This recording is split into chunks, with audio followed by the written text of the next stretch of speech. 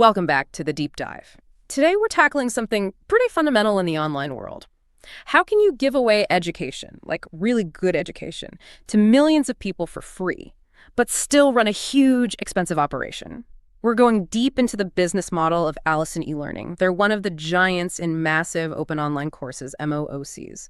So our mission today isn't just listing courses. We really want to dissect how Alison works. How do they pull off being both a for-profit company and what they call a for-profit social enterprise? What's the real deal, the trade-off when you sign up for all those free courses? That's absolutely the core issue, that tension. It's this amazing goal education for everyone, everywhere, but I mean, let's be real. Content, servers, app development like they're Alison, online education app, it all costs money. And the sources we looked at, they really lay out a specific, very calculated way they try to balance making education accessible with, well, staying in business. Okay, right. Let's unpack this then, starting with the scale. When we talk about Alison's courses, it's not like a small college catalog, is it? How big are we actually talking? Oh, it's massive. We're talking thousands of courses, plus certificates, even diplomas. It's definitely not some niche platform. It's built to be like a broad resource for people across tons of different fields. And the range of topics is key to getting that huge user base. The sources list, the big ones: IT, business, health, languages, lots of practical vocational skills too. It's very focused on skills training, stuff you can use for your career rather than just, say, academic subjects. That's a big part of why it clicks for people wanting to get ahead quickly. And the hook, the thing that gets millions signing up, is that the learning itself is free, like genuinely free, not just the sneaky trial. That's the core promise, yes. So when you get in there, what do you get for £0, $0? Access to the course material itself. Yep, the full content, all the study materials they provide, and the assessments you need to take to, check your understanding. And it's flexible, right? Self-paced learning, which is huge if you're trying to fit it around work or family. Exactly. That flexibility is crucial. It ties right into that social enterprise idea, serving people who just can't do fixed schedules or get to a campus. Okay. Plus, a lot of these courses have CPD accreditation, continuing professional development. So this isn't just random internet stuff. That accreditation means something, especially in professional fields. You get the lessons, the materials, the tests, all without paying tuition up front. Which sounds amazing, almost too good to be true. And that brings us straight to the big question. How on earth do they pay for it all?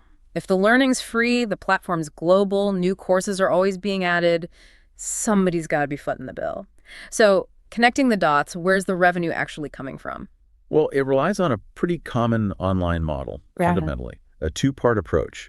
They don't charge for the learning itself, but they make money basically from your attention and from validating your achievements. Okay. So they need that massive audience, and then they find ways to monetize that audience.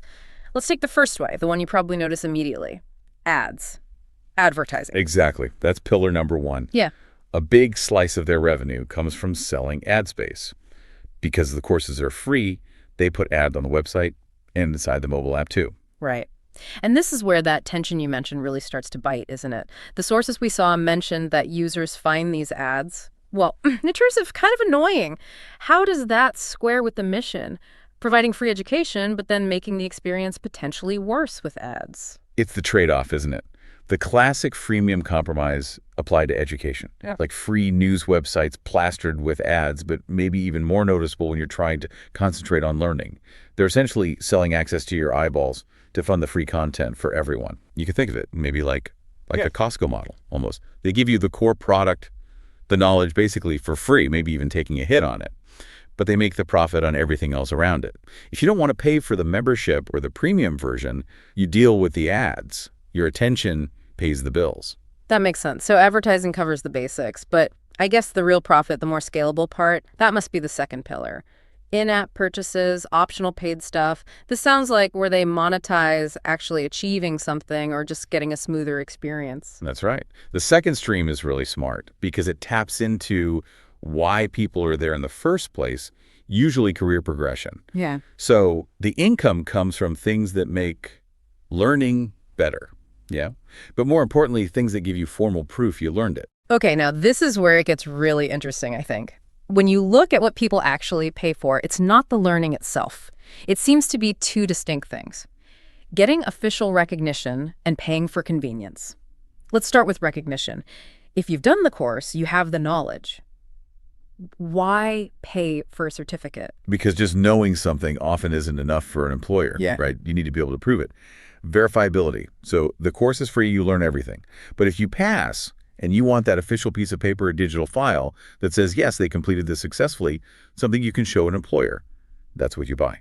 The certificate or diploma. Ah, I see. And this is where that CPD accreditation really matters. Again, buying the certificate gives you the formal, verifiable credential.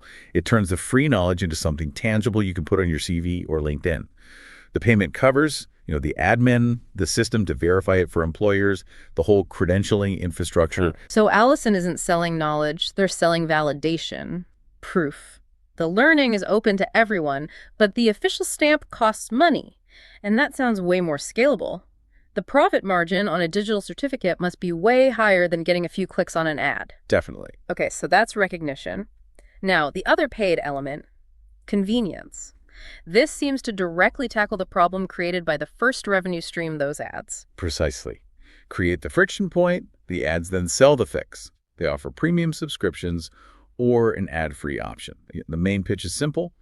Pay a fee, and all those ads disappear. You get a cleaner, less distracting study environment. It's quite clever, really. They make money from people who put up with the ads, and they make money from people who value their focus enough to pay to get rid of them. And it's usually not just ad removal in those premium plans, is it? What else do they bundle in to make it worth paying for, especially for someone really committed to learning? Often. Yeah, there's more.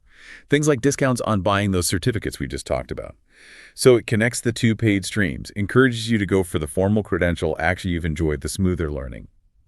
But a really big one, especially thinking about the mobile app, is offline access. Ah, downloading courses. Yeah, the ability to download courses, maybe unlimited courses to study offline on the app, that's a huge deal. It means you're not tied to having a constant, fast internet connection, which, let's face it, isn't guaranteed everywhere in the world. So paying for convenience here isn't just about getting rid of ads. It's about removing barriers related to internet access or location.